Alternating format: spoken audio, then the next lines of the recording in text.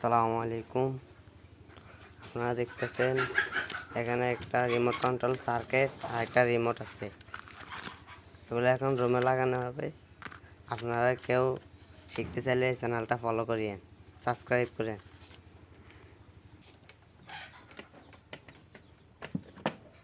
আমরা এখন remote control circuit fitting করবো। যারা আলসিয়ালা মানুষ আছেন, যে লাইট চালাইছেন, শুয়ে গেছেন, লাইট বন্ধ করতে ইচ্ছা করতেছে না, উঠতে পারতেছেন না, তাদের জন্য হয়েছে এইটা।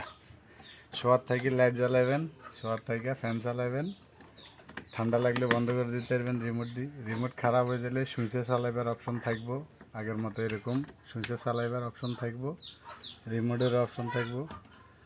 তো আপনারা দেখেন কিভাবে এটা লাগাই।